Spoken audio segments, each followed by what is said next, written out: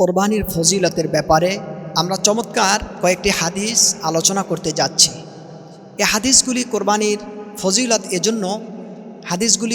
ফজিলত এজন্য আমরা আলোচনা করতে যাচ্ছি, যাতে করে যারা কোরবানি দিবেন তাদের আরও উৎসাহ উদ্দীপনা বেড়ে যায় এবং আল্লাহর পরীক্ষার ক্ষেত্রে সে খুব অ্যাডভান্স হয়ে যেতে পারেন, সর্বোচ্চ চূড়ান্ত সিদ্ধান্ত নিয়ে এসে যেন কোরবানি করতে পারেন। আর যারা দিতে পারবে না, সেই জায়গা থেকে আমরা যেন আমাদের ভিতরে একটা আফসোস থাকে, ওই আফসোস দেখে আল্লাহ তাআলা যেন আমাদেরকে স্বাবলম্বিতা ফিরিয়ে দেন, যাতে করে আমরা যেন কোরবানি দিতে পারি। সেক্ষেত্রে সর্বপ্রথম আমি আপনাদের খেদমতে ওয়ান যায়েদ ইবনে আরকাম রাদিয়াল্লাহু তাআলা আনহু ক্বালা ক্বালা আসহাবু রাসূলিল্লাহি সাল্লাল্লাহু আলাইহি ওয়াসাল্লাম ইয়া রাসূলুল্লাহ মা হাযিহিল আদাহি। হে রাসূল, সাহাবীরা প্রশ্ন করলেন যায়েদ ইবনে আরকাম রাদিয়াল্লাহু তাআলা আনহু থেকে বর্ণিত, হুজুর কোরবানিটা কি?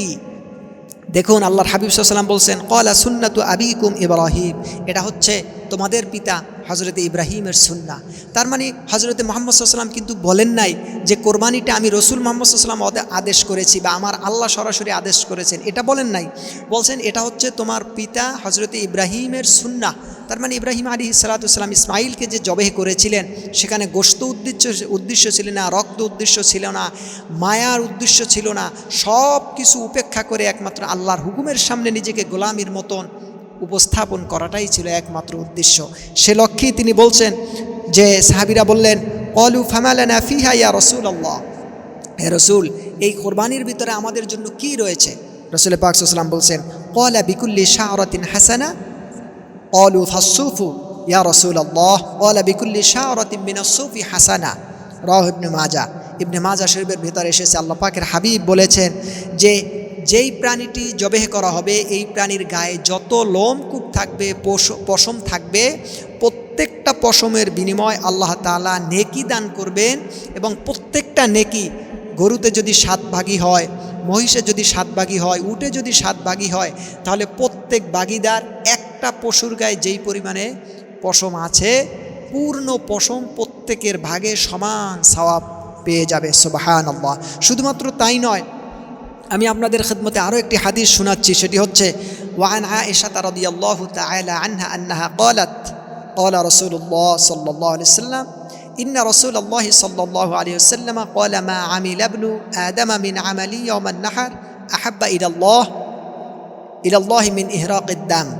রাসূল পাক সাল্লাল্লাহু আলাইহি ওয়াসাল্লাম বলেন যে 10ই জিলহজ কোরবানির দিনে সর্বোত্তম আমল কোনটি?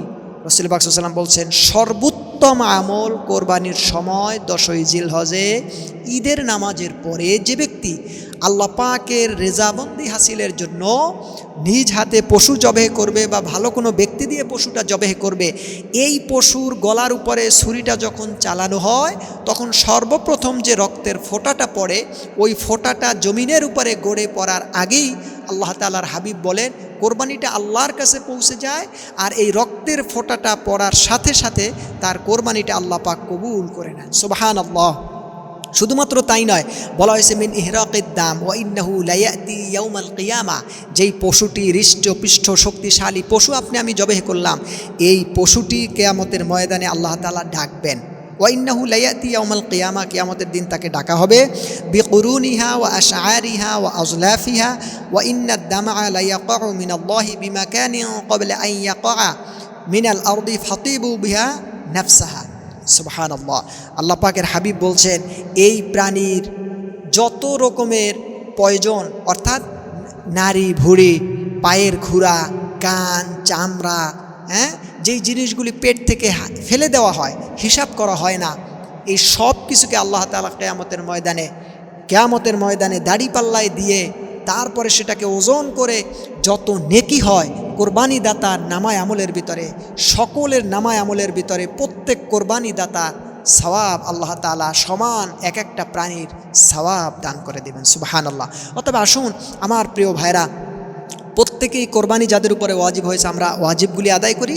যাদের ওয়াজিব হয় নাই কিন্তু 1 ভাগ বা একটা বকরি বা খাসি আপনি দেওয়ার মতন যোগ্যতা রাখেন, 15-20,000, 10,000, 20-30,000 টাকায় ক্রয় করেও যারা দেওয়ার মতন স্বাবলম্বিতা আমাদের আছে, আমরা যেন কোরবানি থেকে, এমন ফজিলত থেকে আমরা যেন কেউই পিছনে না থাকি, সকলেই এগিয়ে এসে আমরা আল্লাহ পাকের পরীক্ষায় উত্তীর্ণ হবার তৌফিক দান করুক। আল্লাহ পাক এই কোরবানি কেন্দ্রিক হাদিসগুলি আমাদের বাস্তব জীবনে আমল করার তৌফিক দান করুক। ওয়া আখির দাওয়ানা আনিল হামদুলিল্লাহি রাব্বিল আলামিন। আসসালামু আলাইকুম ওয়া রাহমাতুল্লাহি ওয়া বারাকাতুহু।